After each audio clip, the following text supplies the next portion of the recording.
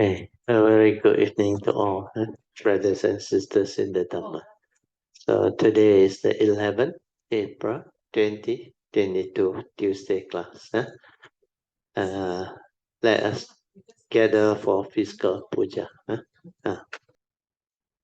Let us compose our mind, Sada, Virya, then mindfully we shall commence the puja chanting.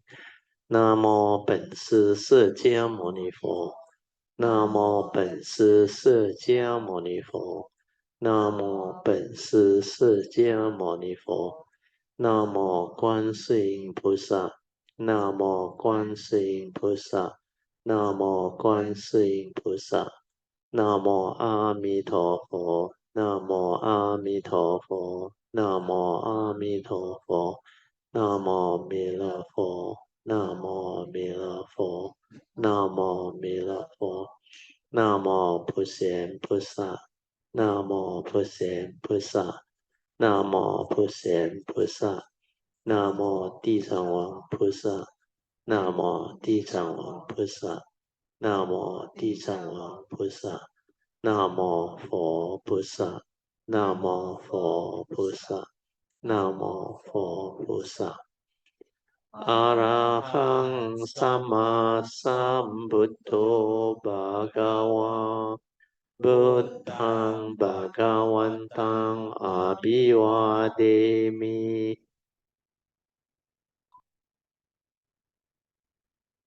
สวากขาโตภะคะวะตาธัมโมธัมมังนัมสสามิสุปฏิปันโนภะคะวะโตสาวกสังโฆสังฆังนามามินะโมตัสสะภะคะวะโตอะระหะโตสัมมาสัมพุทธัสสะนะโมตัสสะภะคะวะโตอะระหะโตสัมมาสัมพุทธัสสะนะโมตัสสะภะคะวะโตอะระหะโตสัมมาสัมพุทธัสสะบุตตังสรณังกัจฉามิธัมมังสรณังกัจฉามิสังฆังสรณังกัจฉามิดุติยัมปิบุตตังสรณังกัจฉามิดุติยัมปิธัมมังสรณังกัจฉามิดุติยัมปิสังฆังสรณังกัจฉามิตติยัมปิบุตตังสรณังกัจฉามิตติยัมปิธัมมังสรณังกัจฉามิตติยัมปิสังฆังสรณังกัจฉามิปานาติปาตาเวรัมมณีสิกขาปะดังสมาธิยามิอาดินาทานาเวรัมมณีสิกขาปะดังสมาธิยามิกาเมสุมิจฉาจาราเวรัมมณีสิกขาปะดังสมาธิยามิมุสาวาดาเวรัมมณีสิกขาปะดังสมาธิยามิสุราเมรยามัจจาปมาดัฏฐานะเวรัมมณีสิกขาปะดังสมาธิยามิ Okay, now you turn to page 3 of the chanting book.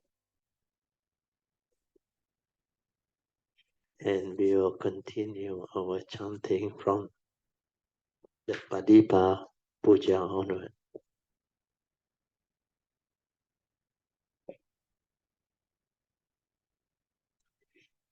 Padipa Puja.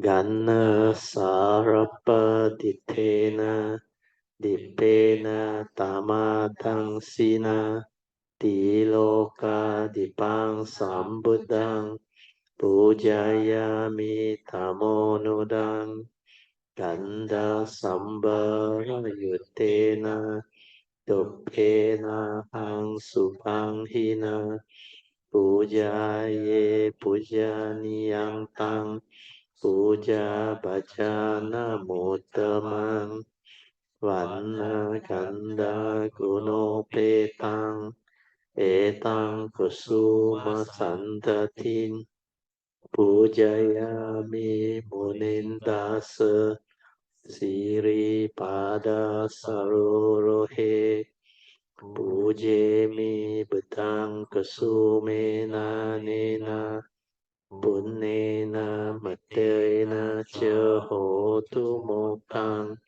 Pupang milayati yata idang me Kayo tata yati vinasa bawang Adivase tu no bante Paniyang parika pitang Anukampang upadaya Patigam hatu mutamang Adivase tu no bante Pali parika pitang Anukampang upadaya Patigam hatu mutamang Adivase tu no bante Bojanang parikapitang Anukampang upadaya Patigan hatu mutamang.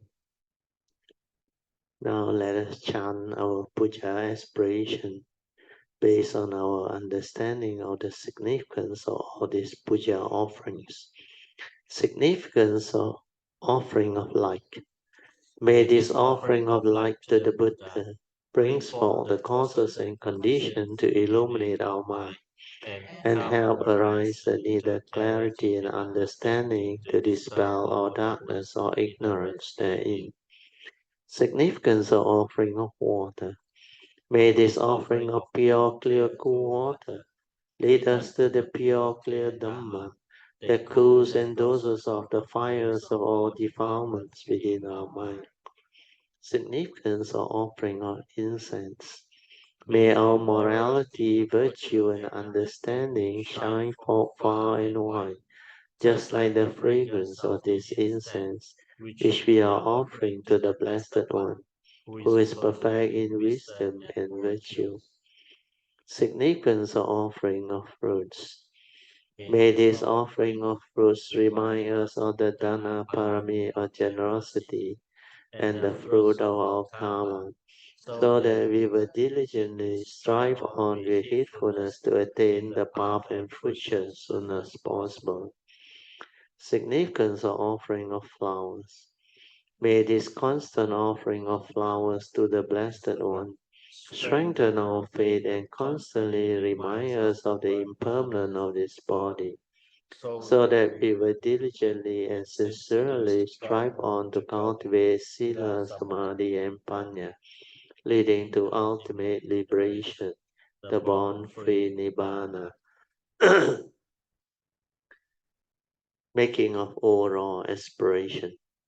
By the power of all these merits born of these offerings, may our spiritual faculties of Saddha, Virya, Sati, Samadhi, and Panya be further strengthened until they become balas of powers. Sharing and transfer merge to all beings. May these merits be shared and transferred to all beings without exception, especially to those who have the condition and affinity to receive them. Sadhu, sadhu, sadhu. Okay, let's pay homage to Triple Gem.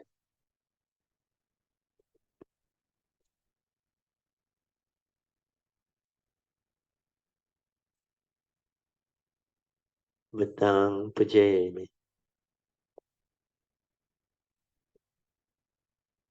Dhammang Pujayami.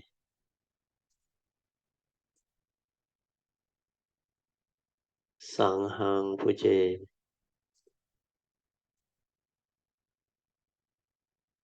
Okay, you all can be seated.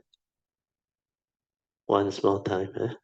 A very good evening to all brothers and sisters in the Dhamma. Yeah. Today we have our new mic, huh? So we should thank Sister Alicia and family, huh, for making the offering. So looks like the mic is doing okay, yeah, and very well. So we don't have to worry about the mic for the next maybe 5 to 6 years. Yeah. The last one lasted us almost 8 years, I think. 8 years, which was quite good.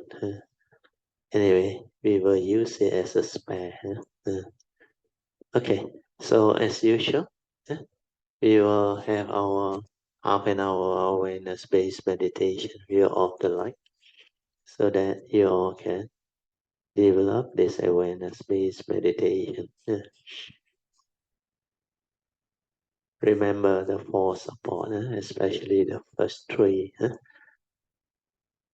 These are important support to develop awareness within us.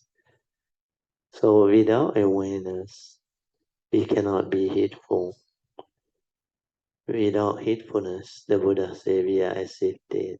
That's why awareness is very important. What you need to develop is the sati or mindfulness, or what we term as awareness within us. There is a mind that can just be aware without thought, without sankhara activity, without any other aggregates of mind. This is what we call our true mind, our silent mind. So we're supposed to realize that. So this awareness-based meditation is to help us develop this awareness within. The first support, as we all know, is to relax. The process of learning how to relax is very important. Relax your entire body and mind so that you are at ease. At ease means no issue, no problem. Like physically, you are in a state of relax, at ease. No tension, no stress, nothing to disturb you, no pain, nothing. You are in a state of relax with normal condition. So relaxation is very important. Wherever there is any tightness, tension or stress within, you should relax it all. Whatever mind state that arises, also relax into it. So the mind that is relaxed is the mind that is without issue, without problem. Nothing to worry about, nothing to be fearful, relaxed. When you are not able to relax means your mind has problem, has issue. So they call it your mental attachment, clinging, grasping, you're holding on to things. You cannot free your mind. Ability to free one's mind is very important. Just let things be. Whatever happened, the causes and conditions are already there. So it cannot be otherwise. So when we can accept and be at peace, then we can be in a state of relaxed inner awareness to cope with situation, to deal with situation, to resolve issue amicably, to see clearly. That's why awareness is very important. Sati is very important. So once we are able to relax, half the effort that is needed to meditate is already realized or achieved. Because most people cannot develop the meditative mind is due to their inability to relax. Inability to relax means you are not able to be at peace, not able to be in a state of tranquility, stillness. Your mind is preoccupied with something, or something is bothering you. So relaxation is the first support. Relax. And don't try to know, don't try to do anything. When you are relaxed, you are at peace, you are at ease. Just let things be. Then maintain awareness, the second support. And maintaining awareness is very important. Our ability to maintain awareness can allow us to free our mind. When we maintain awareness means we don't try to know, we don't try to do anything, we just aware, finish. Whatever that arises within our own form and mind, through any other six sense door, just maintain awareness, aware, finish, aware, finish. Don't allow the proliferation of thought to continue.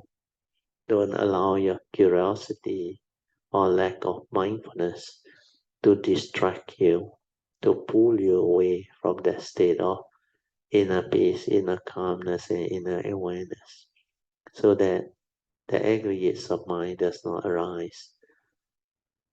You can do that, then the second support will slowly stabilize.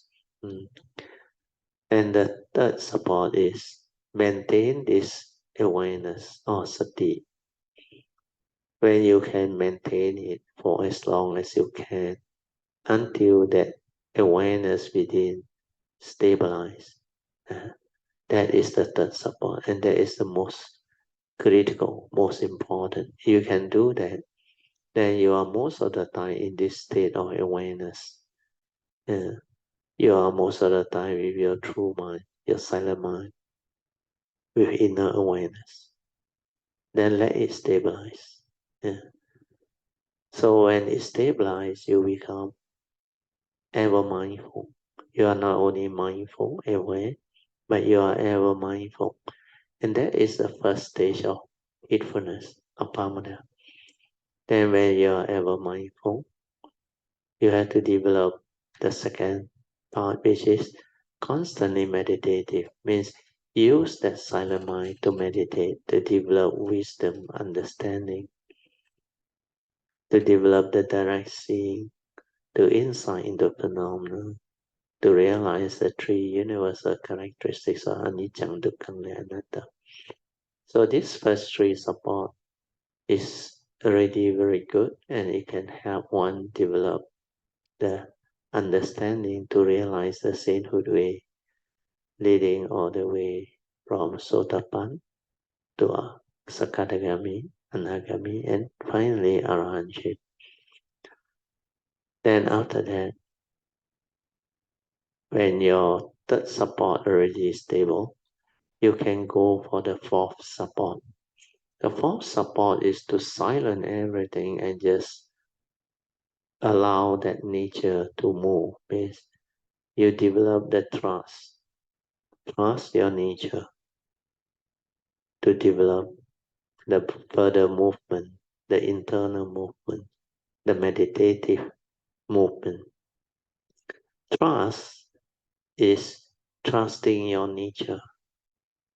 Do not arise the thought. Do not interfere with the thought process. No more thinking, no more sankhara activity, no more doing, no more wanting to know. All this stop.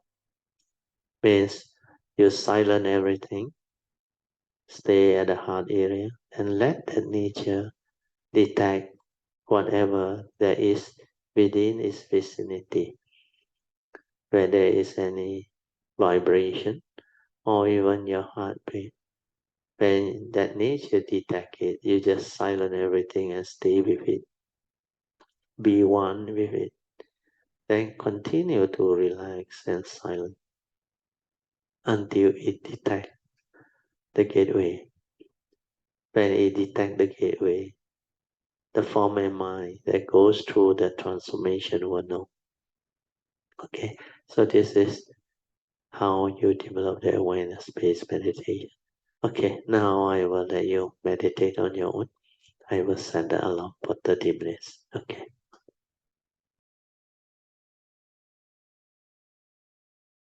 Okay, you all can slowly, mindfully come out of the meditation. Then we'll continue with our invocation with the Devas. Then the basics of the chanting book. Invocation to the Devas. In this universe, in the entirety, let the deities of Devas come here. Let them hear the good teachings of the King of Sages, which gives heaven and release, Nibbana. This is the time to listen to the teaching. This is the time to listen to the teaching. This is the time to listen to the teaching. Samanta Chakavalisu Atra Gachantu Devata Saddhamang Munirajasa Sunantu Sakkamokadang Dhammasvanan Kalo Ayang Padanta Dhammasvanan Kalo Ayang Padanta Dhammasvanan Kalo Ayang Padanta Namo Tassa Bhagavato Arahato Samma Sambuddhassa Namo Tassa Bhagavato Arahato Samma Sambuddhassa Namo Tassa Bhagavato Arahato Samma Sambuddhassa Iti Beso Bhagava Arahang Samma Sambuddho Vijacarana Sampano Sugato Lokavido Anuttaro Purisa Dhammasarati Satta Deva Manusanang Buddho Bhagavati Swakato Bhagavata Dhammo Santitiko Akaliko Ehipaseko Opanaiko Pajatang Veditabo Venohiti Supatipano Bhagavato Sāvaka Ujupatipano Bhagavato Sāvaka Nyayapatipano Bhagavato Sāvaka Samicipatipano Bhagavato Sāvaka Yaditang Cattari Purisa Yogani Atta Purisa Pugala Esa Bhagavato Sāvaka Ahuneyo Pahuneyo Dakkeneyo Anjali Karaneyo Anuttarang Punyang Ketang Lokasati Sadhu Sadhu Sadhu. Okay, you all can visit that. And we shall continue from where we stop. We are at page 449 of this Volume 3, Chapter 2 of the wonderful Dhamma Lotus Flower Sutta. Commentaries by Master Hsuan. Okay. Specific description of the 5 obstacles. So we come to the commentaries part. The Sutta say, I know that these living beings have never cultivated good roots. Who are these living beings? They are those lacking in wisdom, those confused beings who refuse to be taught by the Buddha. In former lives, they did not cultivate good roots, and so they are stupid. Those people who have good roots, they are intelligent, not stupid. Do I have good roots or not, you may ask. So here, I think I need to explain a bit. Mahayana like to use the word stupid, but those English educated, you know, when people scold you or say that you are stupid, is very offensive actually, because stupidity. But you cannot blame the Mahayana because those who are deluded, they are really, really stupid. Because stupidity is something that reflects your inability to understand truth. When you don't have the understanding of what truth is, then that word can be applied. Stupidity. So a better word maybe is self-delusion. Means you are deluded. The more appropriate and more widely used English word is deluded. Deluded means you don't know and don't understand truth. You are being like a deluded person who doesn't understand life, doesn't understand moral value, certain basic principles based on truth or good values. So delusion can be a better word, but Mahayana use that word is because really it is something that can describe very appropriately people who don't have the Dhamma understanding. They become really like very stupid, knowing that it causes suffering, and yet they continue to do. They continue to arise the evil roots of greed, hatred, and delusion, bringing about more suffering.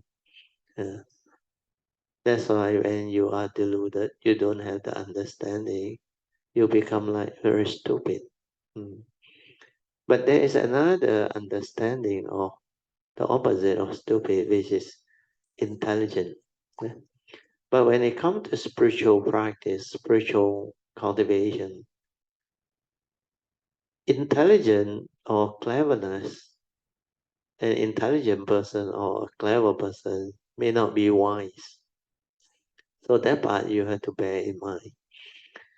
When it comes to spiritual practice, it's about developing wisdom, cultivating wisdom, awakening to the truth, to realize the wisdom to free our mind.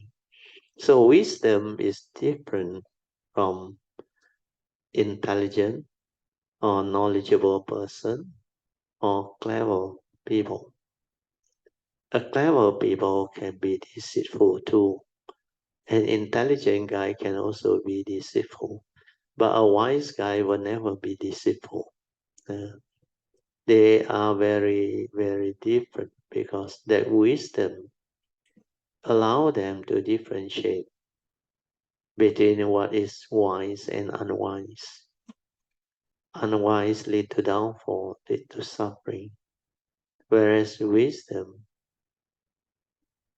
leads to non-delusion, leads to clear understanding that avoid falling into the evil destiny of negativity of karma. Okay, so with this we continue. Then the commentary say, Do I have good roots or not? You may ask. The Shenhua's commentary is relatively good. He said, do not ask whether or not you have good roots. Ask whether or not you choose to cultivate in accord with the Dhamma. See, this is a wise person's advice or approach. Whether you choose to cultivate in accordance with the Dhamma way. If you rely upon the Buddha Dharma to cultivate, practice and uphold it, and keep the precepts, then even if you do not have good roots, don't worry, you will develop them. If you do not cultivate according to the Dhamma way, and having taken the precept, but you fail to observe them. So this is a very important reminder. A lot of people, they take refuge, then they renew their precepts, but they fail to observe them. So that one actually defeats the purpose. And because they fail to observe them means they didn't cultivate the Buddha Dhamma, the essential Dhamma, the right understanding. That's why they dare to do all those evil things, wrong things. And because they don't observe them, they also do no good deeds. They violated the 5 precepts and did a lot of evil deeds. Then you would soon have no more good roots at all, because good roots that you have cultivated from the past are like your karmic inheritance, your virtuous karmic inheritance, or good karmic inheritance. But once you use them and you don't cultivate any more virtue or good roots, then it will be depleted. Then there is a saying about selfishness. This one you must pay attention. If you could benefit all under heaven by pulling a single hair out of your head,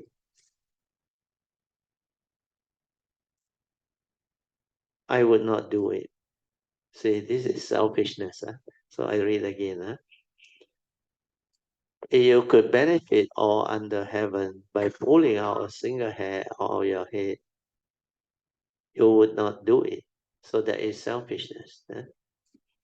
Selfish people would not do a great deed the size of one single hair to benefit someone else, because to pull a hair out of your head is not a big deal. If they could benefit everyone in the world by pulling out just one hair from their head, they would not do it. They think, well, if I pull out one of my hair, it would hurt a lot. And what difference does it make to me whether or not everyone under heaven gain benefit or not? So what? What is in it for me? See, self-benefacting. For me and not for me. I'm not going to do it. So selfish people, deluded people who have this thought. If you are like that, if you do not cultivate in accord with Dhamma or following the Dhamma way, then even if you have good roots, you soon would have none. If you cultivate in accord with the Dhamma, then even if you do not have good roots, you will get them. Do not ask whether or not you have good roots. So this one, I came across many Kayamita in the early days, because before they understand the true Dhamma, they always have this thought, because they read from the book. They will come and ask me, I was told, you got no good roots, you cannot cultivate, you cannot practice. You heard of this before? No? Yeah? Don't have good roots, don't waste your time, they say. Forget about cultivation.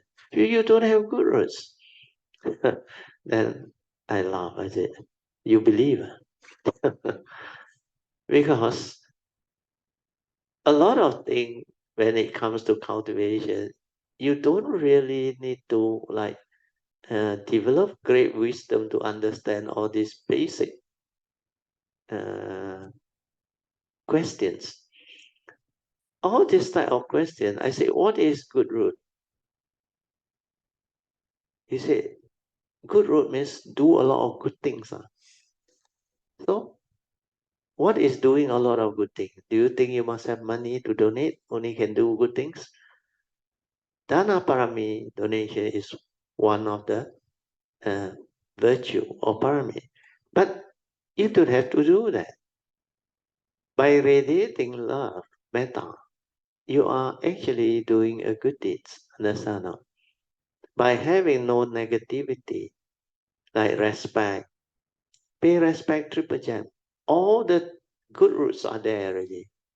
Because you cultivate affinity with the Buddha, Dhamma, and the Sangha, I say. Rejoicing also give you merits. You are cultivating good roots. All the 10 meritorious action can bring about good roots. As long as you can avoid all evil, keep your precept, and cultivate virtue, goodness, you will have good roots. Why you worry if people say, if in the past you don't have good root, you cannot cultivate? Then the other thing I used to tell them is, do you know now you are born within the Buddha Sasana? You think it's easy to be born as a human being during the Buddha Sasana? Then only they start to understand.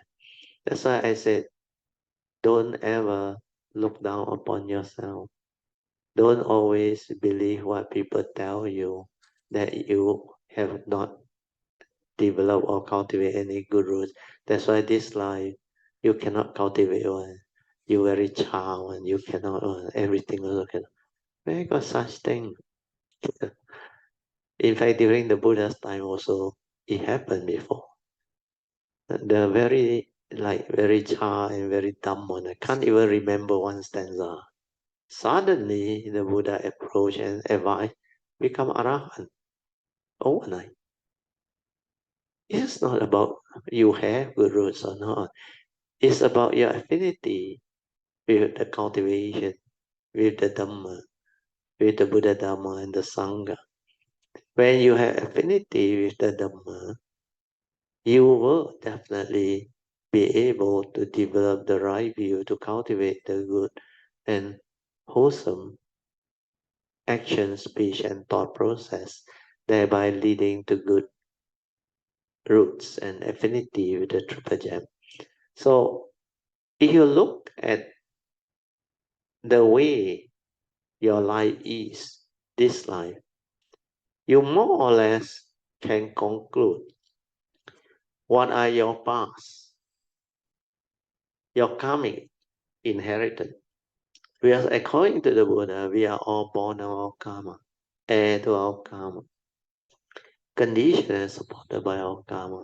And we are what we are because of our karma. So whatever life you take, it's a lot to do with your past karmic conditioning. So if you want to have the good life, you have to take care of karma. You have to continue to do what you have to do. Means cultivate following the Dhamma way.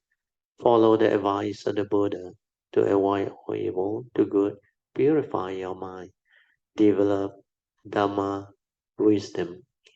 Follow the Avijja Sutta, cultivate sincerely with faith, Saddha, Virya, then develop Sati, stabilize it into Samadhi. Then wisdom will keep arising. And that is what cultivation is all about. So please don't worry about what people say, whether you have good roots or no good roots. Because to develop good roots is very simple. Just sincerely pay respect to Triple Gem. All the good roots are there already. Then keep your precept. Develop mindfulness. Be heedful. The way is already there. Dhamma will unfold, and you will have a lot of wholesome roots, good roots. And it's just as simple as that. No need to worry about what the books say, what the monks say, or what people say. Forget about it. Most important thing is what are you doing in the name of cultivation? Are you really, sincerely, diligently cultivating the Dhamma? If you have that, then you don't have to worry about what people say or whatever people may interpret about cultivation. Most important is to be sincere, to have the faith, and diligently walk this way without delusion. When your faith is there, it will drive you. Saddha will bring forth the virya. Then when you know the Buddha Dharma, you will cultivate sati, mindfulness, stabilize it to samadhi. Then your spiritual faculties, the four, will fall into place. Saddha, virya, sati, samadhi. With sati and samadhi, your mind becomes tranquil, still, with clarity. And this is the meditative mind that can insight into phenomena and awaken, that can see things as they are, that can realize the three universal characteristics of nature, anicca, dukkha, and anatta. And with that, wisdom will arise. That's why all the five spiritual faculties, Saddha, Virya, Sati, Samadhi, and Panya, they will surface. And when they are there, the five mental hindrance or the five obstacles, they will cease. It cannot arise. And this is how you can become beautiful. This is how you can progress. And Dhamma will unfold in your cultivation. So remember this advice and have this understanding that you will never have to worry about whether you have good roots or don't have good roots. And you will never deviate. When there is faith, Saddha, Virya, it will drive you. Then if you are diligently cultivate to develop sati and stabilize it to samadhi, then wisdom will arise. With those five spiritual faculties developed, once you are able to have these five spiritual faculties, it will allow you to understand spiritual teaching. And it will stabilize your cultivation and you will progress very fast. Then once your five spiritual faculties become very stable, it becomes unshakable, then you will realize balance. When they become unshakable, you are destined for enlightenment. Because sati and samadhi will bring about heedfulness. The moment you have sati, you stabilize it into samadhi, then you will become ever mindful. Having sati will make you mindful or aware.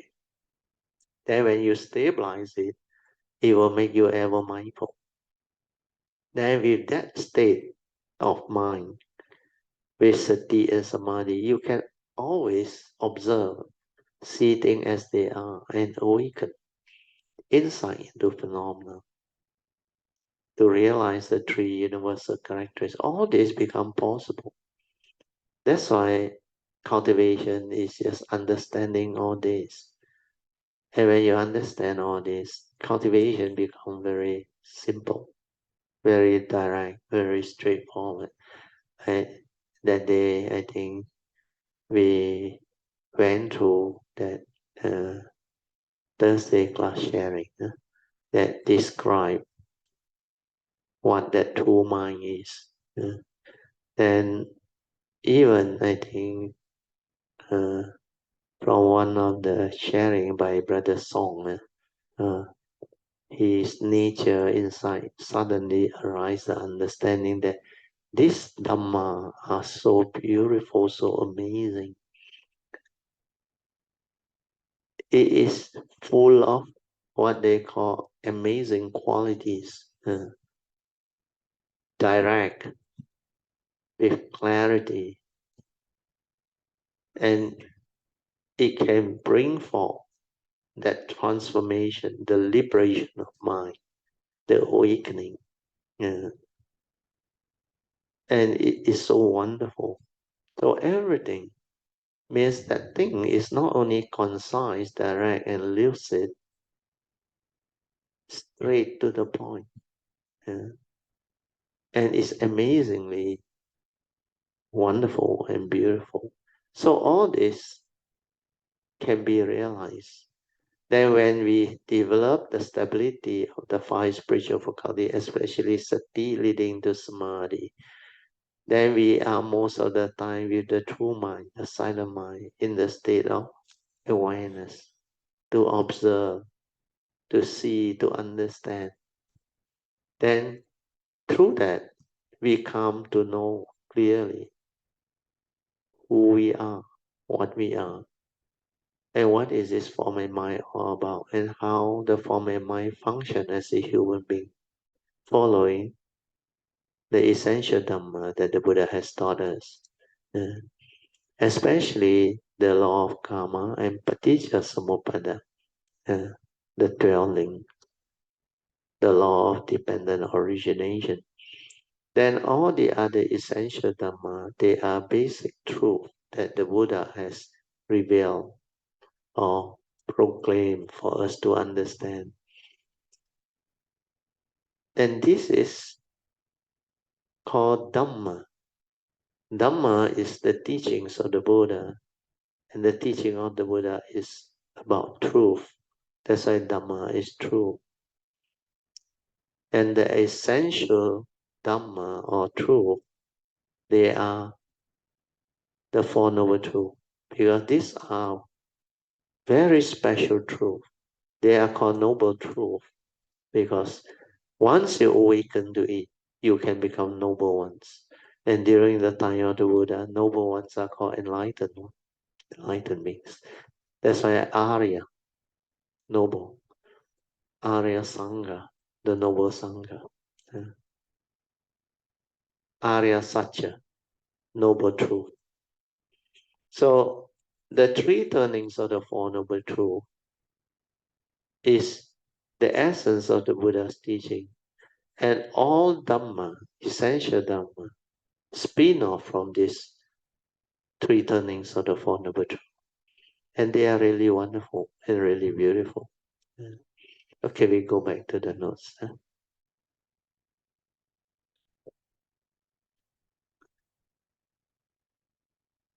Okay, so selfish people we have gone through. Okay, I think that paragraph we almost finished. I read the last paragraph. So do not ask whether or not you have good roots. So I have explained to you my version and my understanding, and Master Hsuan also have explained in his own way. Then the next paragraph. Hsuan said, I will tell you something even more profound.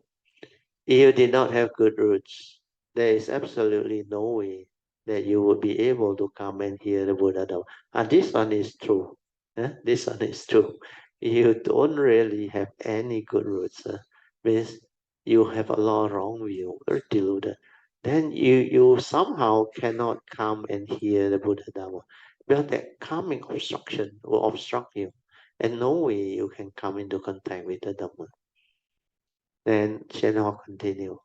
You would not have the necessary causes and conditions to even study Buddhism, not to say cultivate them. Then he said, for example, we who are listening to the Buddha Dhamma now, especially to the wonderful Dhamma Lotus Flower Sutta, in past life, have all planted good roots. But you should not ask. I'm not going to answer your question either. Why not? If I say you have good roots, you will become arrogant and say, look at me. The Dhamma master say I have good roots. And no doubt my good roots are not small. You will get stuck up. Means become very arrogant.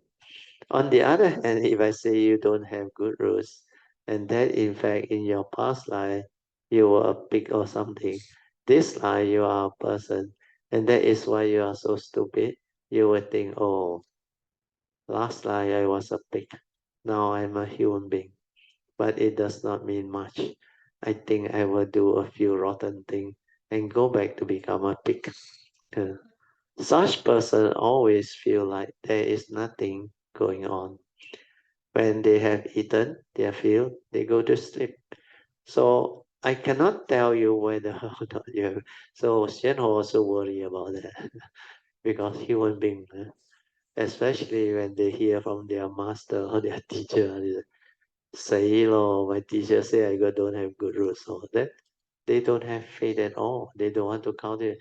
That's why forget about all these things.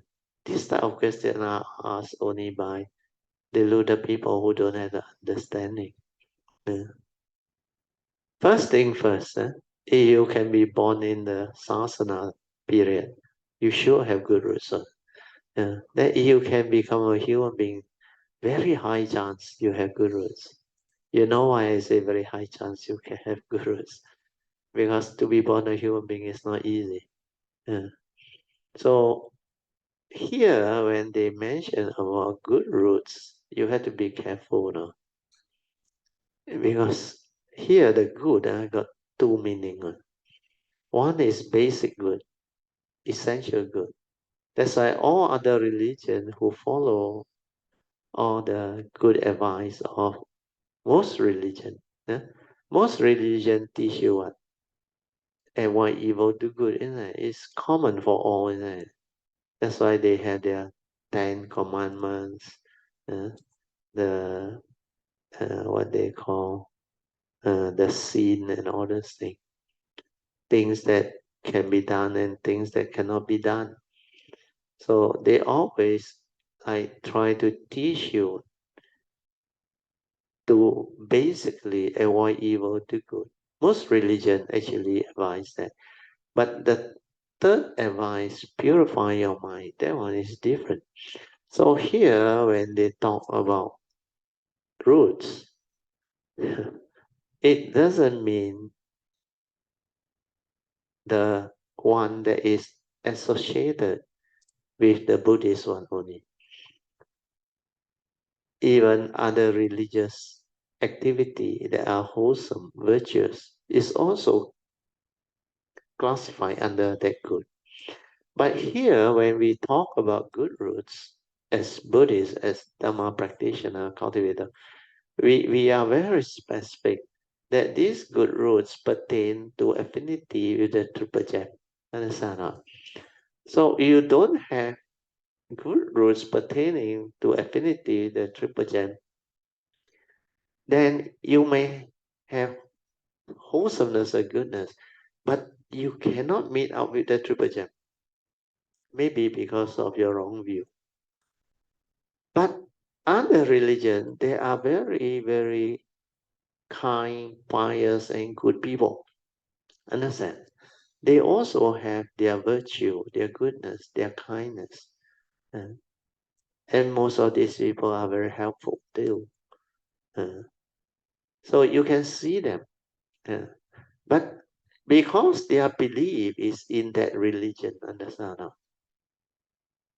So because of that, it actually obstructs them from receiving the triple gem, the Buddha, Dhamma, and the Sangha, unless they have open mind, willing to discover all truth or share and develop all understanding that are virtuous and they can bring forth wholesomeness, be a blessing to all of humanity and mankind.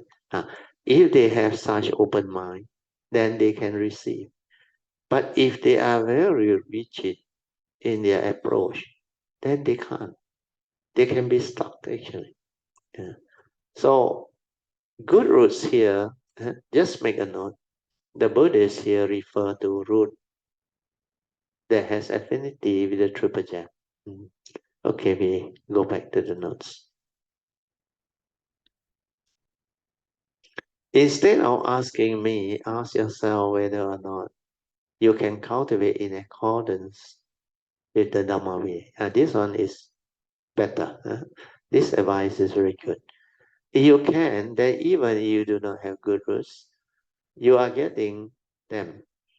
If you do not cultivate in accordance with the Dhamma, then even if you have good roots, you may deplete them. Here he used the word losing them, deplete actually. The Buddha knew that these people have never in past life planted good roots. So this one is according to the sutta, means they don't have the good roots to receive the supreme vehicle teaching. You understand or not?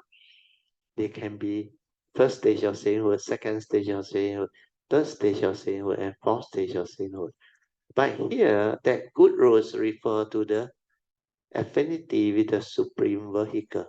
Yeah.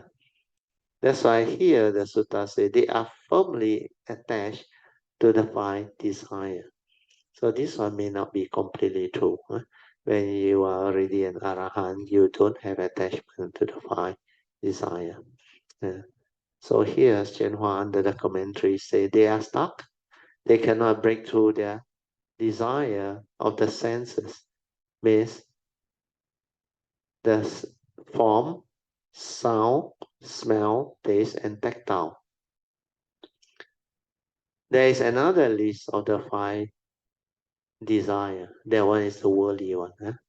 Wealth, materialistic form, fame, food, and sleep.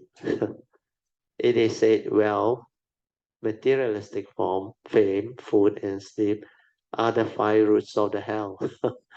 So this one is just like there is this English saying, is it money is the source of all evil? You remember hearing or this type of description? You have money, it will bring about downfall. Because when you are deluded, you don't know how to use money appropriately. It will bring about downfall. So there is another saying.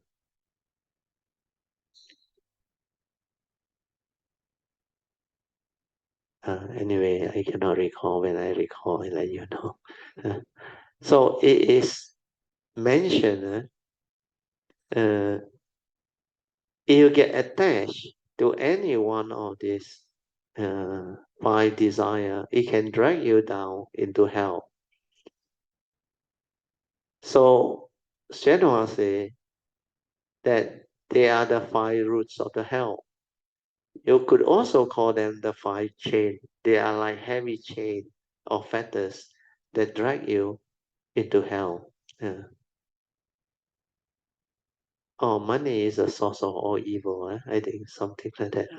But actually, what you have to understand is wealth, materialistic form, fame, food, and sleep.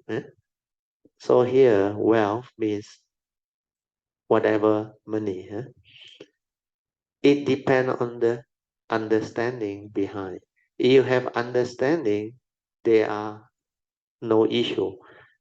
I always explain, money is just money, understand? It's neither good or bad, like our thought process. It depends on the user, understand? Technology is the same. So when you have wealth, when you have Dhamma, you have no problem, understand? When you have Dhamma, materialistic form, fame, good food, and sleep, no issue, no problem. So the key understanding is whether you have Dhamma or not. The user of all these things, the user of money, the user of thought, the user of technology, and the user of all this materialistic thing that you can have in this world. If you have Dhamma wisdom, you know how to use them appropriately, then there is no issue. Then money need not be evil. Money can be very wholesome. Can use money to help a lot of people. Wealth also same. So all this understanding are important. Okay, I read on. Some people are greedy for wealth. They crave material possession to the point that they would do anything, regardless of whether it was right or wrong, to get what they want. Basically, one should not covet wealth, which is rightfully gained. But such people have no conscience in matters of materialistic gain. Form refers to beauty, especially the attraction of the opposite sex. This is the easiest matter in which people transgress, no matter who they are. When man and woman meet, their first thought is to determine whether the other person is beautiful or ugly. Such questions are always foremost in the people's mind. If people are not greedy for wealth or materialistic form, they may be greedy for fame and get locked in the chain of fame. They enjoy nothing but running around promoting themselves in all kinds of ways, advertising themselves. A certain lay person had a card printed saying that he was president of such and such an organization, head of such and such a group, and so on. The entire card was covered with his title. Shenhua asked, "What for?" When you take a look at his card and see all his fancy title, you are supposed to be very impressed. That is the way fame is. Really important to people. So these are what they call society's way of looking at things, because they value title, fame. They also value a lot of external appearances. So when you put too much emphasis on form Dhamma, then you lose your sense of wisdom of spirituality, not understanding that the form and mind is not really what you think. All this can bring about suffering, just like the first noble truth reality, the seventh reality, when you cannot get what you want, means fame to you is so important. You must develop a lot of famous fame that people will respect you, praise you, and all that. But then when you cannot get what you want, what happens? When you make mistake, ill fame come. Then you get into big trouble because you attach to all these worldly things. These are society's way of cognition of like grading the living beings. But if you have wisdom, you will not be deluded by it or deceived by it. Yeah, this is what society is. Society recognizes them, but is there any value? It makes you feel good, proud, when you develop fame, when people say that you are very special. Like recently, I think Michelle Yeoh become very famous, full of fame. But she is still okay because I think she didn't get the repercussion of fame yet. There are a lot of very famous actors and actresses. When they grow old, they cannot come to terms with that reality. Or they look at the face now and the face then when they were given the award. They say totally different. Then sometimes they become too famous, too much fame. Like Michael Jackson developed their own problem. There are a lot of very famous actors. I think they have issue, they have problem. Some they die early. They also end up getting involved with drugs and all those things. Then some accident, like Michael Schumacher, coma and all those things.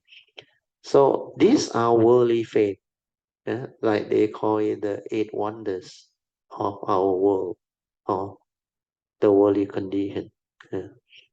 Wherever there is gain, there will be loss. So gain and loss is one pair. Fame and ill fame is another pair. So all this, we have to develop the wisdom to stand beyond them. Okay, I'll read on. I have to end soon.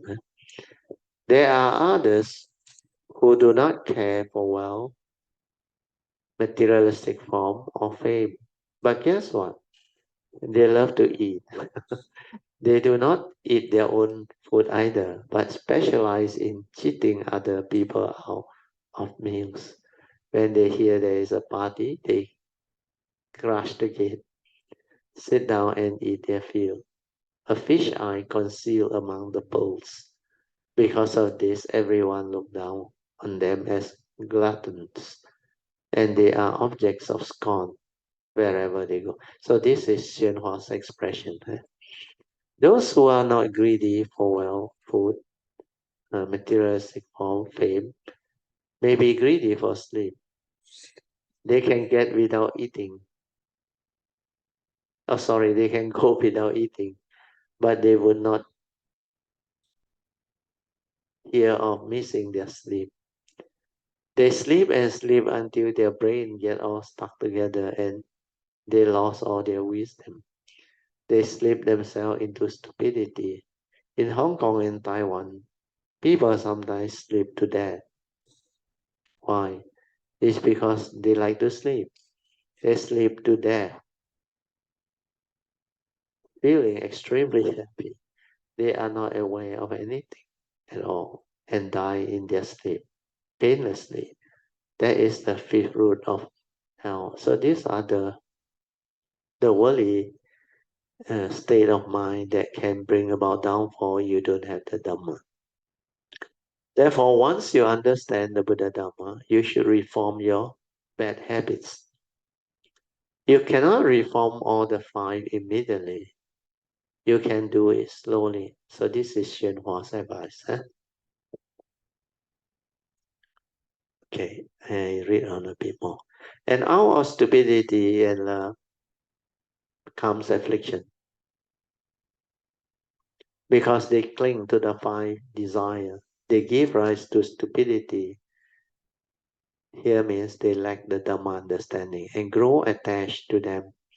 Because of their craving for the five desires, they think up all kinds of ways to abstain them. When their efforts are frustrated, they give rise to affliction. Why does affliction arise? It's because they have no wisdom. They do not see their state clearly. They do not understand. One should reflect upon the principle and return the light, 回光返照, awaken to the futility of one's action. Not only do they fail to wake up, they get afflicted.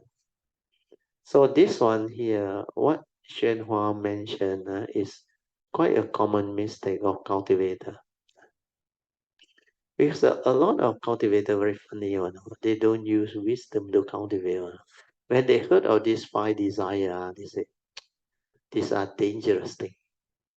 So they scatter wealth, they scatter fame, scatter everything that is described there. Because Xuanhua say, these are the five desires that will track you down to hell. So what they do? They think out of all kind of way to abstain from them. Understand? Try not to have wealth. Try not to have fame. This is not the way of cultivation. Do you understand? Cultivation is not to fear them. Understand? not to resist them. It's to develop the clear understanding of what they are. Then develop the Dhamma understanding to use them appropriately. Basically, the 5 things that are described, they are neither good or bad. And these are worldly things that living being can have, like good food, good property and house, residence. You can have wealth. You can have materialistic things. You can look at beautiful things. You can appreciate beautiful arts, everything. Then, of course, you have the means. You want to pamper yourself. You can own some of the good things. But the only thing that the Dhamma want you to understand is do not attach, do not cling, do not grasp, do not be deluded and deceived by all this. These are condition arising things, dependent originating. If there are causes and conditions for you to have the means, why not? But do not be deluded by it. Do not be like drawn into it through craving, through desire, through lust. Whatever that is within the Dhamma means or the Dhamma way. With that understanding, you are free to live life. That's why life can be very meaningful and very wonderful and very amazing too. So life is not what people think. You don't do the opposite. Yeah? When you undertake the precepts to abstain, that is different, understand? Because you are under training. Because these are major evil.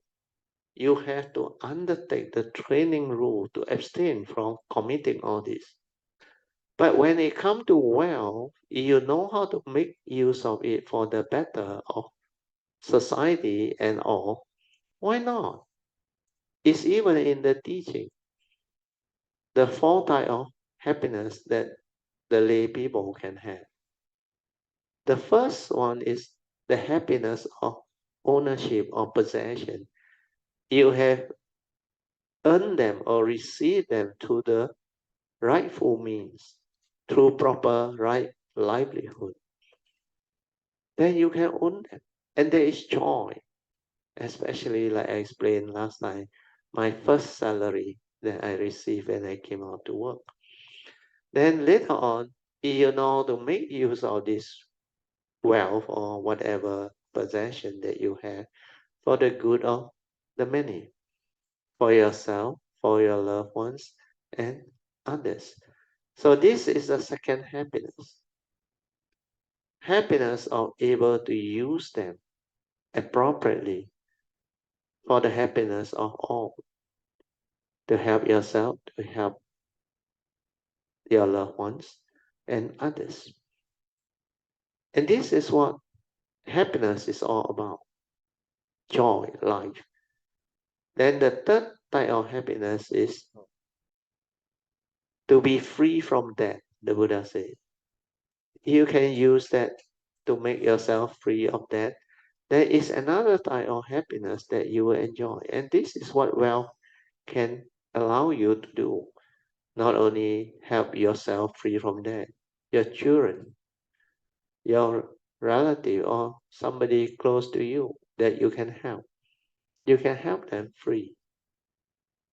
Then if you have the generosity to help others, to have the good life or to have the basic needs of life, you can also do it. Then finally, of course, to live a blameless life that wise one will not blame you. Because when you have the means, you don't have to be so petty anymore. You know? Like Sam used to say, if money can solve the problem, then it's not a problem. Unless you don't have money. But if you have money and money can resolve issue or problem, then use the money appropriately to resolve all this so that you live a blameless life.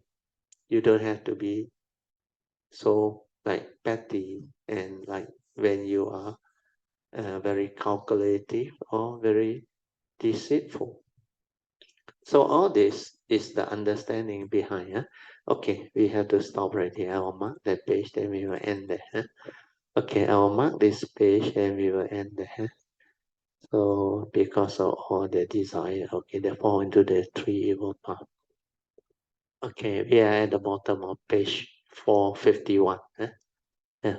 So now you want to mark it, huh? Yes. Because of all the desire, they fall into the three evil paths. Okay, we stop there. No, up there. The black one. Yes. Okay, now we can continue our second session, which is meditation, reporting, followed by whatever question you may have. And also Dharma in daily life, whatever sharing that Kayamita might want to share or comment on what we have shared in today's topic. Okay, we will open up now. Anybody want to come in? Here on the physical class, we have quite a number. LC, PG, Huy Rong, Han, Puja sister, Jin Hao, Chu Bo Lian, Wei Wai. That's all. Okay, then online we have Sister Eng Bee, Manuel, Ho Cheng, and Stephanie. Anybody wants to come in? The mic is here. Good evening, Batio, Mr. Steele. Good evening, yes. And all Kalyanamita. Yeah. And thank you, Brother Chin Hao, for nominating me. Yeah. I don't know what to share. Anything you can comment. No, wait, just off that mic, then 没事了 just off it. Okay, sorry, just now there's some distortion. Maybe you can share anything regarding even last Thursday or Sunday class or the other Tuesday one also can, or add in to what Pojeng, Alicia, Jin Hao Song they all have shared, or whatever you want to develop as sharing, you can.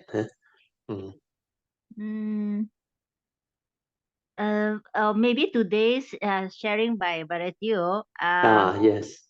Is very, how to say, very down to the basic, that how to develop the 5 spiritual faculties. Yes. Yes. That the 5 That spiritual one is faculties, very good. to make it stable and unshakable, to become 5 spiritual powers. Yes. Yeah, that is very clear today. That's how once we have full confidence and trust in the Buddha and his teaching, there's the Saddha part. Yes. So then the Virya will be, how to say, the Virya will come up to it will come out by itself. Where that faith will drive you. Faith is developed through understanding clearly who the Buddha is and how wonderful his teaching is. That's why that one will drive the cultivator the way. So when Saddha and Virya is developed, you will cultivate sati, because that is what heedfulness is all about. Sati stabilizing into samadhi to become heedful. Then from there, wisdom will arise. Then the 5 spiritual faculty in place, the 5 mental hindrance will cease. Then you follow Abhijja Sutta after that. Then one will progress very fast until it becomes very stable. Abhijja Sutta, once you reach stage 4 and stage 5, very likely by then your spiritual faculty already unshakable. Otherwise, you cannot become an Arya. But after stage 4 and 5, your mind state is already very stable. That's why step 6 and 7 is a natural occurrence or consequence of the first 5 steps. Then after that, of course, step 8 is the cultivation of the 4 foundation of mindfulness. Then from there, the 7 factors of enlightenment, stage 9, will keep on manifesting to give further faith that you are on the right path. Otherwise, the factor of enlightenment cannot arise. Then once the factors of enlightenment arise, enlightenment in the here and now, step 10, is guaranteed, sure. So a lot of cultivator of the way, especially Kayamita, like that day song sharing also, he starts to understand the beauty, even Jin Hao also mentioned, the beauty of the 7 factors of enlightenment. From sati, once you develop the spiritual faculty of sati, then you can investigate the Dhamma. Once you investigate the Dhamma, it stand up to investigation. There's a lot of joy, That's why this virya will come about. The faith followed by the virya. So the virya is the third enlightenment factor. Then when there is virya, you will cultivate diligently. Then that sati will continue to stabilize until you realize piti, leading to pasati. Pasati is a fifth enlightenment factor that is not easy to arise unless you have the understanding. That's why a lot of people cannot get it, pasati. They always go from piti to sukang, which is the jhanic factor. From piti to pasati, very few people know how to do. Well, pasati is actually the true mind, the tranquility of mind, the stillness of mind, our true mind, the silent mind. That one, you shouldn't do anything. You just relax, maintain awareness, and stay there until mind enters sati. That part. Once you get that right, then it will stabilize and become samadhi. Then your daily mindfulness, sati, sampajana, all will stabilize. Then after that, the last factor of enlightenment, which is equanimity, born of wisdom, that one will come about. Well, once you have sati and samadhi developed, like I explained just now, the spiritual faculty, the last spiritual faculty of panya, they will stabilize, they will arise, then they will stabilize. Then when panya stabilize, it gives rise to the last factors of enlightenment, which is upeka. The mind becomes equanimous because of that wisdom. So all these are very beautiful. They are all related. So for you, Eng Bee, because you have the understanding, you can actually understand them and capture all this final point. That's why cultivation is very easy, very straightforward, and very basic when you understand this. The 5 spiritual faculty is what you need to move. Yeah, good. Anyway, you continue here. Yeah, yes. Exactly like what Brother Teo always advise us. Once we have these 5 spiritual faculties, so the opposite 5 hindrances will mental hindrance will automatically be, cease. Yes. yes, will be no more there. That's how we can further strengthen and stabilize the 5 spiritual faculties. Correct. Yes. Because without the mental hindrance, you will progress all the way on. Because it no more hindrance to hinder your mind from entering the meditative state. So most of the time, your mind is with the 5 spiritual faculties, which are the meditative mind states, especially sati and samadhi.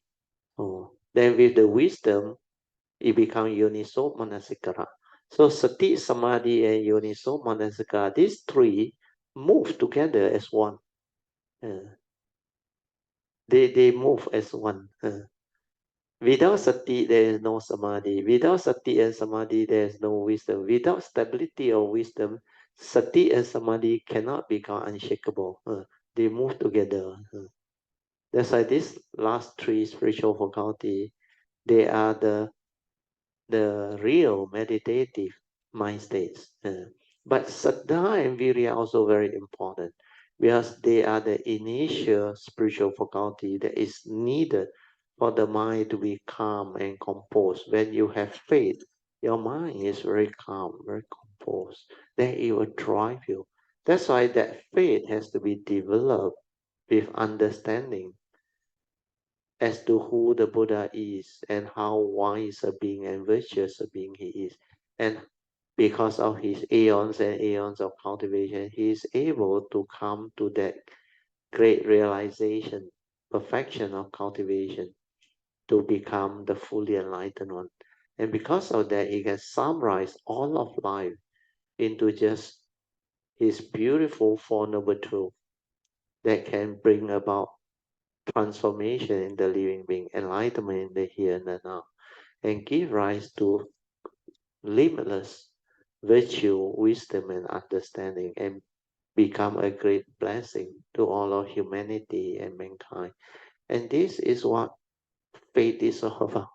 When you understand all this, your faith will drive you. That's why in the early day of my cultivation, I remember, that's it, no more other teaching.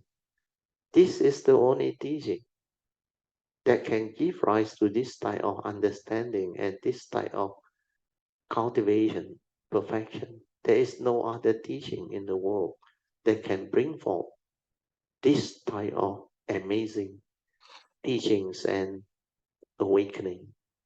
That's why cultivate the other way, especially those who really understand the extent of the Buddha's cultivation and his teaching, their faith become unshakable, very, very strong. Then it will drive them all out. Ever since 1971, when I read the Four Noble Truths from that Chief Reverend's edition 1 book, that one is what Buddhists believe. I remember I saw the Four Noble Truths inside there. So that time, my nature like connect and awaken. Connect and awaken in the sense that is the preliminary, the initial one. That straight away I knew, without anybody explaining to me, nobody in this universe can summarize all of life into just Four Noble Truths. So beautiful. The essence. I say he has to be the real one, the Buddha. Because even if I were to become enlightened at that time, I tell myself, I cannot summarize all of my understanding into just Four Noble Truths. So beautiful and so like concise, so lucid, and so direct, and can be a teaching to be developed.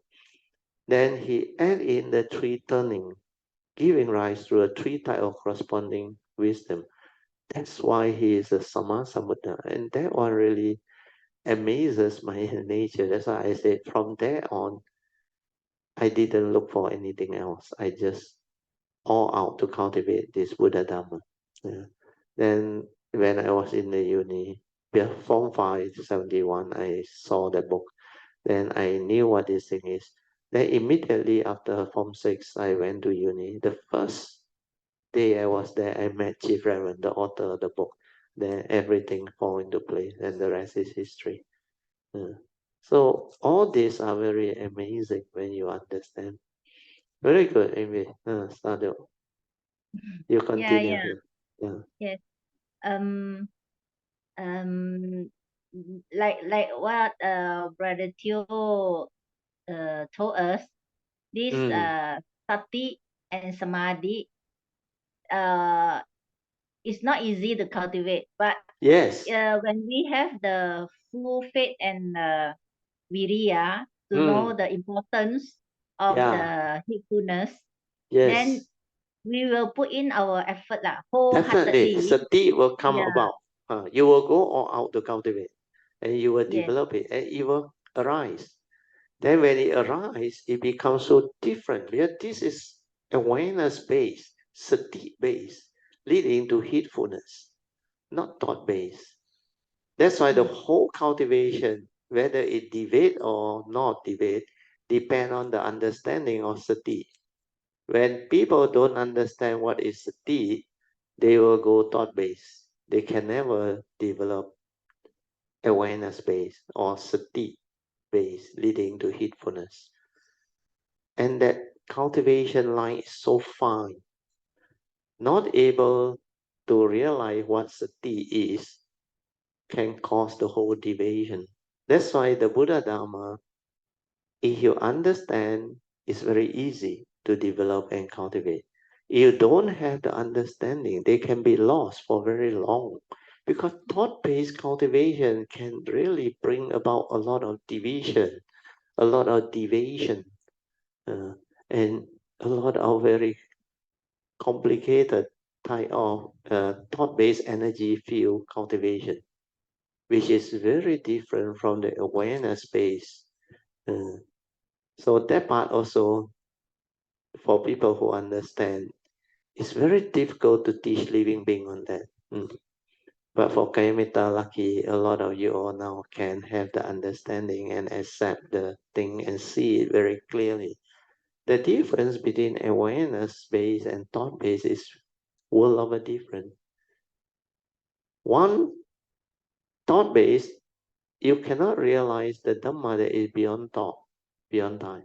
It's very obvious.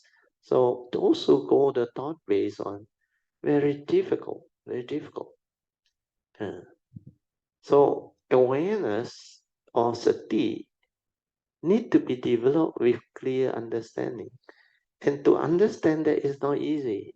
If I have not shared all the unique code, everything, very few people can understand what sati is, what the true mind is, what the awareness nature within is. So all these are not something very easy to comprehend, to develop and learn. Unless you encounter somebody that has this understanding.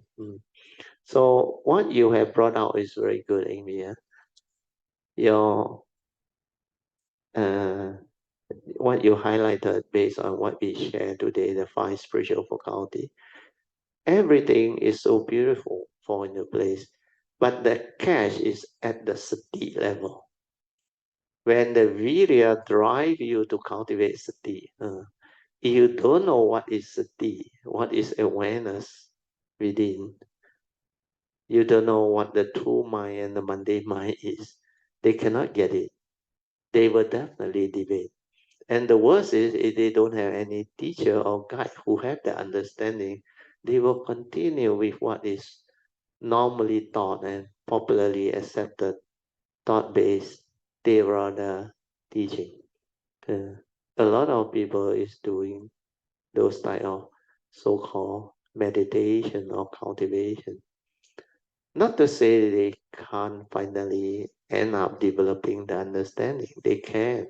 Even during the Buddha's time, those who do jhana, thought-based, until very advanced, if they know how to release out the absorption, the concentration, and go into the 4 foundation of mindfulness, go into the daily mindfulness, develop the contemplative wisdom, to develop the yoniso manasikara.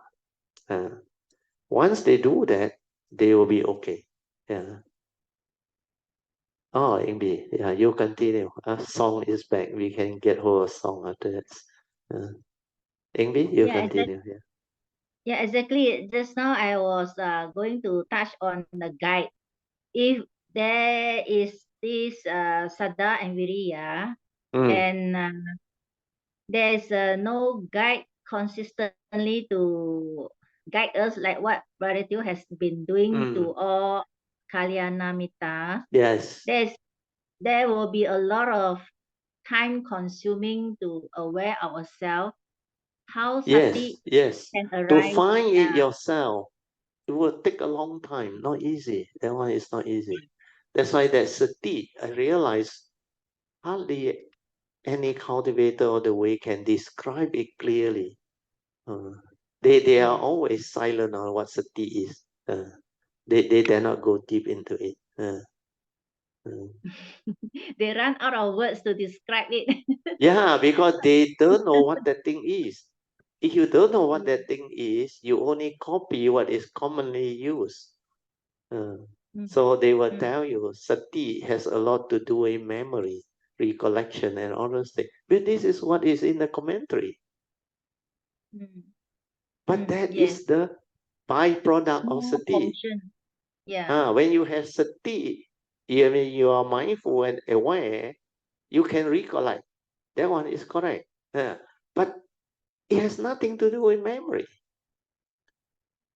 It can arise as a recollection of what the thing is because you are aware of what is going on.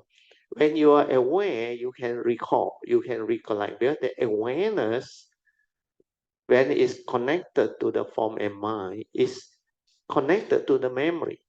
But you don't have to perceive it and accumulate into the memory because you aware before you can recollect. So the awareness is before the knowing one, before the perception and all. But the awareness nature is just aware.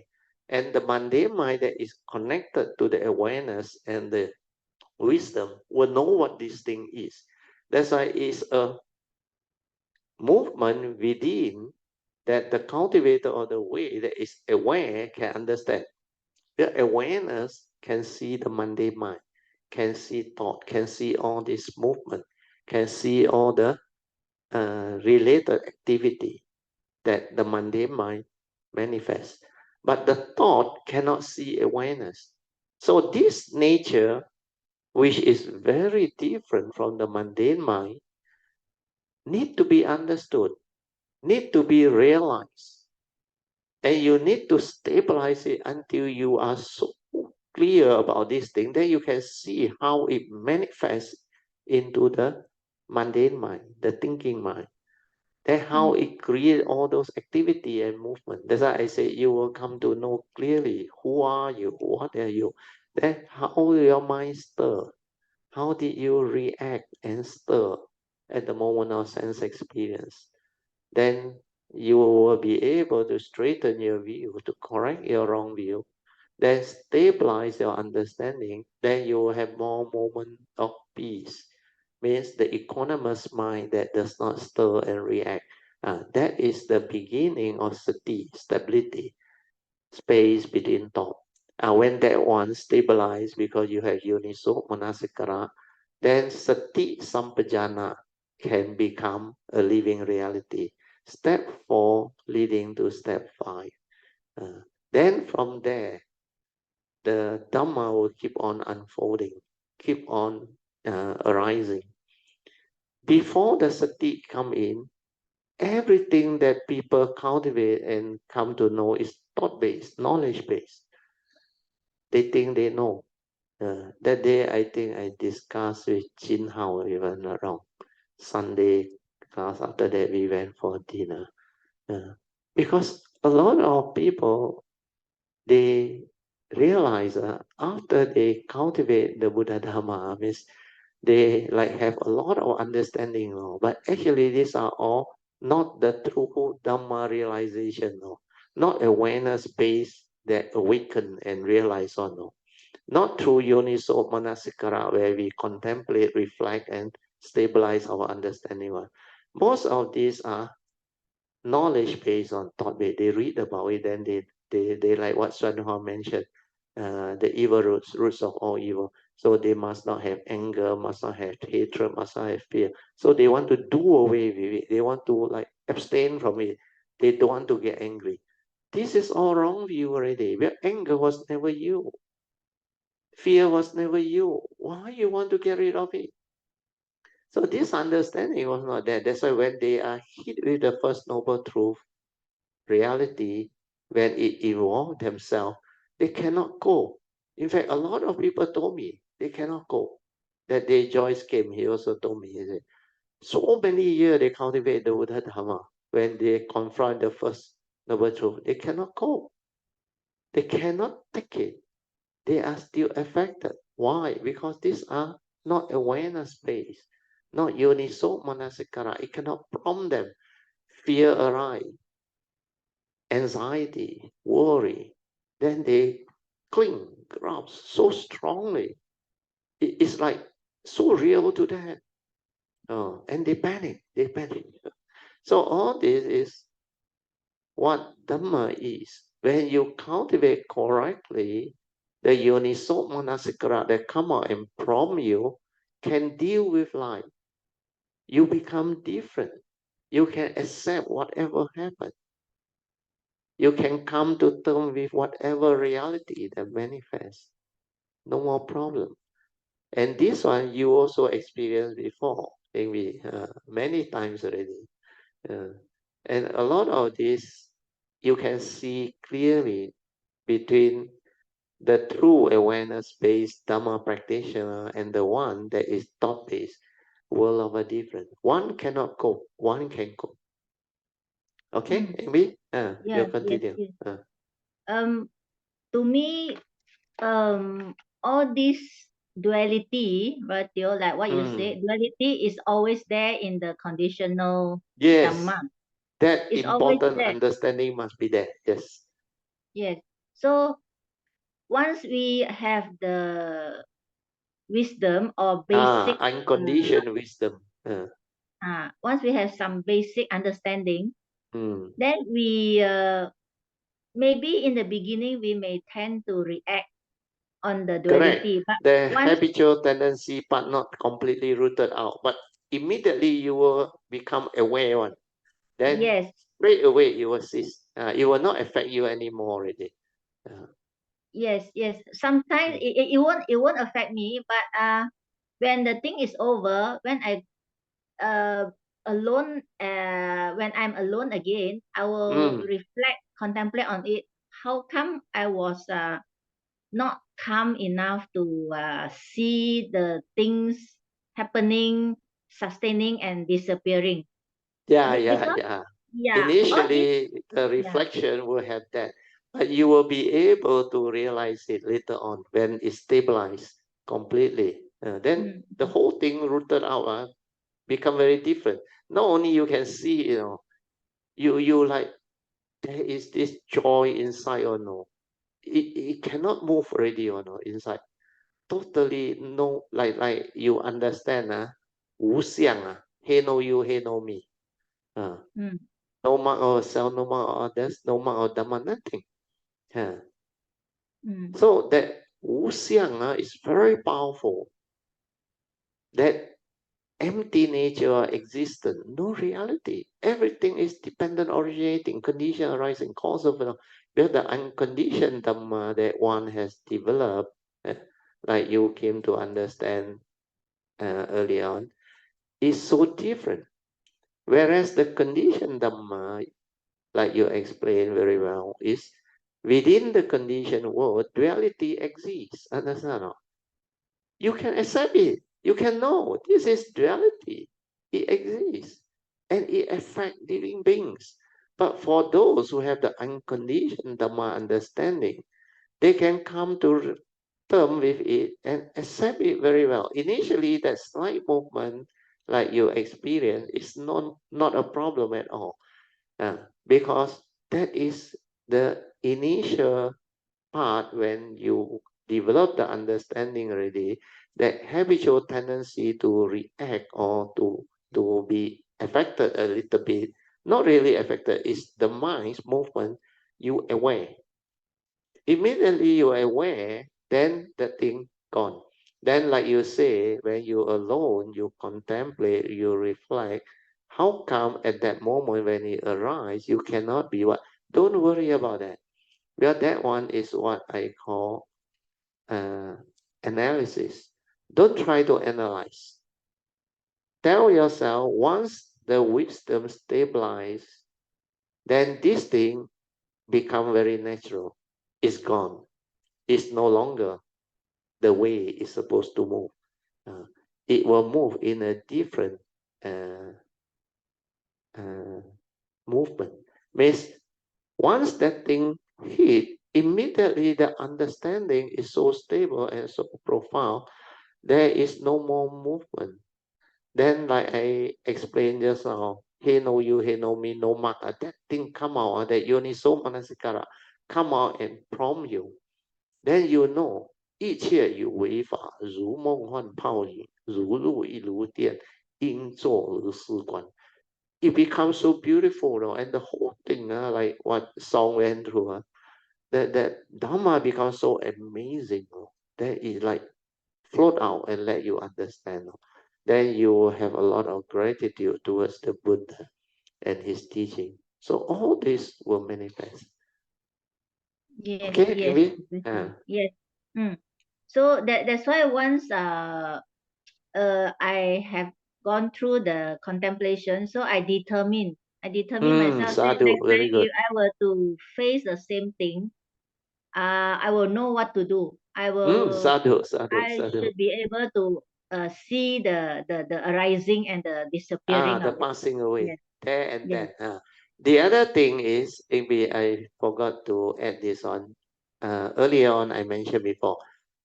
After you reflect, you're supposed to straighten your view. Understand? Straighten your view means stabilize the understanding. He know you, he know me. Go deeper into it. Instead of sabbe sankara anicang, sabbe sankara dukkang. That one is just the initial level of understanding. That one is not so penetrative. The very penetrative one is the no mark one. He know you, he know me one. Then when you see very clearly, then when you contemplate and reflect like what I teach you, deluded people do deluded things, selfish people do selfish things, angry people do angry things. The world is the world.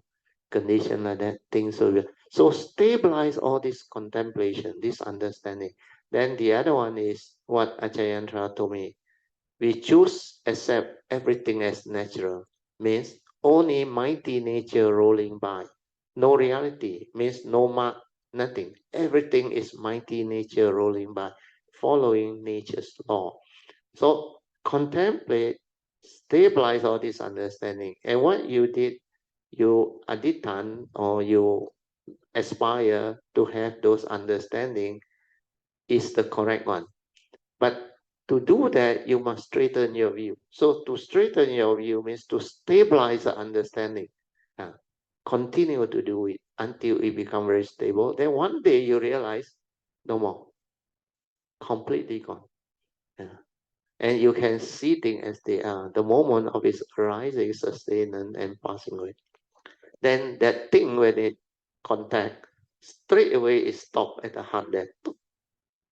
Then no more movement. Very good, Sadhu. Yeah. I'm going to finish my part. There's Yeah, you finish. Brother Song. Can I nominate you to continue your sharing, please? Can. Wait Never mind. Let him share a bit. Yeah, Brother Song, please. Can you please do your sharing? Okay. Yes. Song, are you there? 我的丢。你还有一段是吗？应该是没有我的丢就 basically 都已经讲完了OK，那边我听你讲还有一段。没有了，就是完了，就是回到 daily 了以后，就是我那天的 sharing 就是回到 daily 了以后，就是来就是一直这样子看吧。我这几天我是觉得就你里面很多的那种gratitude，很多的感恩。金浩 ，Can you on the volume？ 等下，Song。Because PG say she can't hear very soft. Okay. So you continue.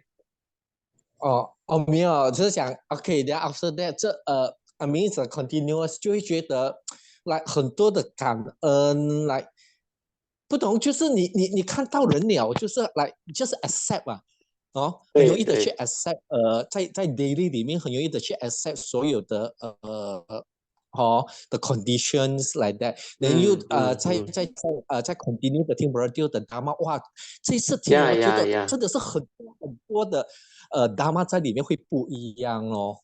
对，就 even the unique everything， 对，其实 Bertie 我要 share 一个，就是说，其实我 benefit from 这个 unique code when I was in Nepal，就是那时我在尼泊尔的那个 10-day course 里面，我拿了你的 unique code， 然后我就每一天在 repeat 的在看，我看了6次 during the course，然后 in the call 我忽然间 benefited from 这个Unicode， 然后我也明白了那个 Uniso Manasikara 应该要怎样的去 contemplate， 但是我 full of joys during that call。No wonder after that 你去那个 spiritual trip 这个全部发出来了。对，但是我那时我在Nepal 的时候 ，during lunch hour， 我一吃我了饭，我就做哇，我就 keep on continue to reflect 跟 contemplate， 然后你的那些 Unicode 里面的东西，我每一天都这样。And then 我 morning and afternoon 我又一直去看，我一直看，然后我发现到你每一次看的那个 understanding 会不一样，不一样，又不一样了。对 ，that's why full of 那个 confidence and full of joys that's why 我就在那一次，我就 understand， 突然间我就 understand， 这个 Uniso Manasikara 是怎样的去cultivate 跟 stabilize。对。that's why 这个Unicode 里面真的是有很多很 unique 很多很 precise 的那个 It's very Dharma， unique one. The code is very unique. 它是 because it's very deep in its meaning and very profound. Yes， 它是 direct， 所以你不需要很 direct one, very direct one to the nature one。对，所以只要我们每次一直去很有 patient 的去读，去 contemplate，然后让它慢慢的 stabilize 的话，一定会 benefit from 那个 Unicode 的这本书。对，沙丢。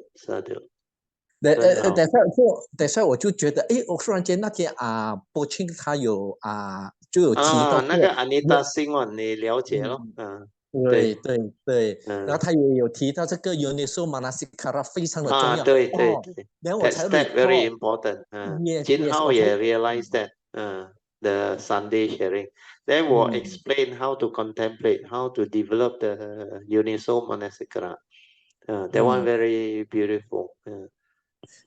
But initially, maybe initially is not 不容易了解，但是我是拿了很久。那把我一直不断的去看，不是就你的那些 Dharma book。But 这一次我在这个Nepal 我一看，我看这个Unicode 我看了有6次。Actually 我在 in between 我就忽然间我抓到了什么是 Uniso Manasikara， 然后我就很 confident， 就一直是每一天一直去 contemplate， 一直去reflect 很多的 Dharma， 我甚至我一直 extend to 那些 Mahayana 的，一直 extend 出去 during 我的那个 course 所以就变成我的 next 那个 India course 的时候，他就 benefited because of 这个Uniso Manasikara 我有去做到。Correct.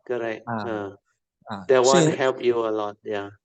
对，所以以前我一直很像那天伯清一直有 share 的时候，很多人一直讲我不能够 stabilize 那个 daily mindfulness。daily because 不够 Uniso Manasikara。Yes, correct.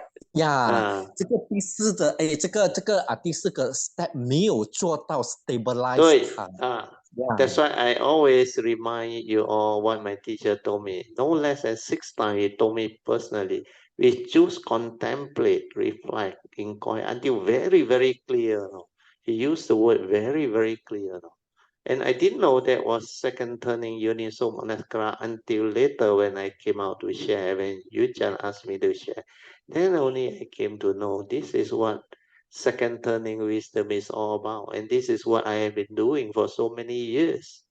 That's why it's stabilized until it is so clear. Very good. 所以我对我在尼泊尔的时候，我一直我的很多的 joy， 很多的 gratitude， 我要感谢 Sis Eng Bee， 他 initiative 的去做这个 Unicode and benefit 我们。也是个 Unicode 的这一本书，因为它里面真的很多很 precise、很 wonderful、很 direct 的那个 Dharma。